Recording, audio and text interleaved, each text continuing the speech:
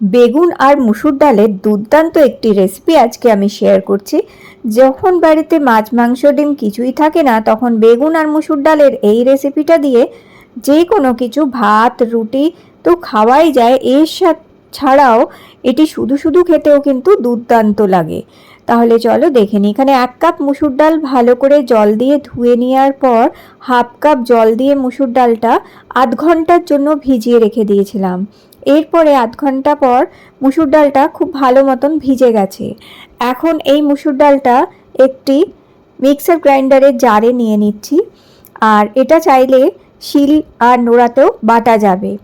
এবার এর মধ্যে দিয়ে দিচ্ছি 2টি কাঁচা লঙ্কা কুচি করা, তার সাথে অল্প একটুখানি ধনেপাতা, তারপরে দিচ্ছি অল্প হাফ চামচ নুন আর অল্প সামান্য একটুখানি হলুদের গুঁড়ো দিয়ে এটা এবার আমাদের বেটে নিতে হবে জল ছাড়াই। জল ছাড়া এইভাবে ঘন করে একটু বাটতে হবে।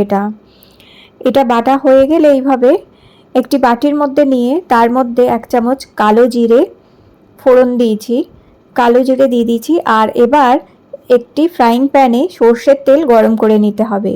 কালো জিরেটা এই বাটার মধ্যে দিয়ে ভালো করে মিশিয়ে নেওয়ার পর একটি মাঝারি সাইজের পেঁয়াজ একদম কুচি কুচি করে নিয়েছি, নিয়ে কুচি করে কেটে নিয়ে এর মধ্যে মেশাতে হবে। আর দিতে হবে 2 চামচ বেসন। এবার ভালো করে এটা মিশিয়ে নিতে হবে। খুব ভালো করে এটাকে মিক্স করে নেওয়ার পর তেলটা যখন গরম হয়ে যাবে এর মধ্যে ছোট ছোট করে আমাদের বড়া দিয়ে দিতে হবে। তো এইভাবে ছোট ছোট করে বড়া ভেজে নিতে হবে। 2 পিঠ লালচে করে সুন্দর করে ভেজে নিতে হবে। তো এখানে এক পিঠটা ভালো মতন লালচে ভাজা হয়ে গেলে তারপরে এগুলো উল্টে দিয়ে অপর পিঠটাও লালচে করে ভেজে নিতে হবে। আর এই সময় ফ্লেমটা মিডিয়াম টু লো রাখতে হবে, তাহলে ভালো মুচমুচে মতন ভাজা হয়ে যাবে। তো এখানে 2 পিঠ ভালো করে ভাজা হয়ে গেছে। এখন একটু এটা কাত করে রেখে দেবো, তাতে এক্সট্রা যে তেলটা সেটা বেরিয়ে আসবে। এইভাবে কাত করে রেখে দিলে কিছুক্ষণ এক্সট্রা তেলটা বেরিয়ে আসে। ততক্ষণ কিছু সবজি কেটে নিতে হবে আমাদের। যেমন কি এখানে একটি আলু নিয়েছি একটু বড় সাইজের, আর এই আলুটা এইরকমভাবে লম্বালম্বি করে কেটে নিচ্ছি। আর এরপরে এখানে আমরা নিয়ে নেব একটি মাঝারি সাইজের টমেটোটাও ঠিক আলুরই মতন আমাদের লম্বালম্বি করেই কেটে নিতে হবে এখানে। আর এরপর আমাদের লাগবে একটি বেগুন, আর সেটাও মোটামুটি খুব বড় না আবার খুব ছোট না, মোটামুটি একটা মাঝারি সাইজের বেগুন হলেই হয়ে যাবে। এই যে এরকম মাঝারি সাইজের বেগুন নিয়ে সেটাকেও আমরা একটু বড় বড় করেই কেটে নেব। তো এইভাবে 4 টুকরো কেটে নিলাম আমি। তো একটু বড় বড় করে কেটে নেব, কারণ এই বেগুনটা খুবই কচি, খুব ভালো বেগুন, তো খুব তাড়াতাড়ি নরমও হয়ে যাবে এবং মিশেও যাবে। তাই এটাকে বেশি ছোট করে কাটলাম না, একটু বড় বড় করেই পিস করে নিলাম। আর লাগবে আমাদের কিছু কাঁচা লঙ্কা এখানে। আর এদিকে এই যে এক্সট্রা তেল যেটা বেরিয়ে গেছিলো বড়াগুলো থেকে, তার মধ্যে আমি 2টো শুকনো লঙ্কা আর একটু কালো জিরে ফোড়ন দিয়ে দিলাম এখানে। শুকনো লঙ্কা কালো জিরেটা একটু ভাজা হলে একটি মিডিয়াম সাইজের পেঁয়াজ কুচি করে দিয়েছি। এবার এটাকেও একটু ভালো করে ভেজে নিতে হবে আমাদের। যখন পেঁয়াজটা ভাজা হয়ে যাবে এর মধ্যে আমরা কিছু মশলা একে একে অ্যাড করে দেবো। যেমন কি হাফ চামচ হলুদ গুঁড়ো, 1 চামচ ধনে গুঁড়ো আর 1 চামচ জিরে গুঁড়ো, কাঁচা লঙ্কা এখানে চেরা কাঁচা লঙ্কা দিয়ে দিয়েছি। দিয়ে এবার এই মশলাটা একটু ভেজে নিতে হবে।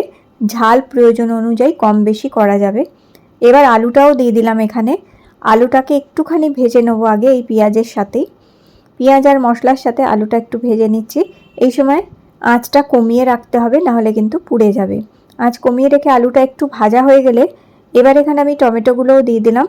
টমেটোগুলো দিয়ে একটু ভালো করে নেড়ে চেড়ে নেব মশলার সাথে। টমেটোগুলো নাড়াচাড়া হয়ে গেলে এবার দিয়ে দিচ্ছি এখানে কাটা বেগুনগুলো দিয়ে দিলাম। বেগুনটা দিয়ে এবার একটুখানি নেড়ে চেড়ে বেগুনটা একটু ভেজে নিতে হবে এখানে। তো এই সময় মিডিয়াম টু লো ফ্লেম রেখে বেগুনটাও এই যে কত সুন্দর ভাজা হয়ে গেছে। আর সমস্ত সবজি আর মশলা ভালো মতন এখন ভাজা হয়ে গেছে। এবার আমি এখানে প্রায় 1 গ্লাস মতন জল দিয়ে দেবো। 1 গ্লাস জল দিয়ে এবার এটাকে একটুখানি ফুটিয়ে নেব। সামান্য একটু ফুটিয়ে নিতে হবে, তাতে সবজিগুলোও নরম হয়ে যাবে, জলটা কমে আসবে। আর এখন স্বাদ মতন আমি নুন দিয়ে দিলাম এখানে, দিয়ে এবার এটাকে একটুখানি ফুটিয়ে নিচ্ছি।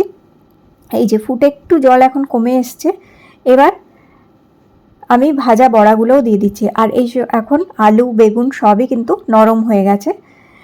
তো এবার ভাজা বড়া কিছু ঝোলে দিয়ে দিতে হবে, আর বাকি কিছু ভাজা খাওয়ার জন্য রেখে দেওয়া যেতে পারে। এবার আরও একটু 1 কাপ জল এখানে দিয়ে দিলাম। আর বড়া দেওয়ার পর আর বেশি এটা ফোটালে চলবে না। বড়া দেওয়ার পর মোটামুটি 1 থেকে 2 মিনিট ফোটালেই এটা তৈরি হয়ে যাবে। ব্যাস, একটুখানি ঢাকা দিয়ে আমি আর 1 থেকে 2 মিনিট ফোটাবো এটাকে। 1-2 মিনিট পরে এই যে বড়াগুলোর মধ্যেও খুব সুন্দর ঝোল ঢুকে গেছে। আর এখন ওপর থেকে আমি দিয়ে দিচ্ছি একটু ধনেপাতা কুচি। ব্যাস, রেডি হয়ে গেছে গরম গরম মসুর ডালের আলু বেগুন দিয়ে ঝোল। এটা গরম ভাতের সাথে খেতে তো দুর্দান্ত লাগে, এটা রুটির সাথে পরোটার সাথেও খেতে কিন্তু ভালো লাগে। আর ঝোলটা ইচ্ছা অনুযায়ী কম বেশি করা যেতে পারে। দুর্দান্ত এই রেসিপিটি অবশ্যই করে দেখো, ভীষণ ভালো লাগবে। আজকের রেসিপিটি ভালো লেগে থাকলে লাইক দিও, চ্যানেলটি সাবস্ক্রাইব করে রেখো। আবার দেখা।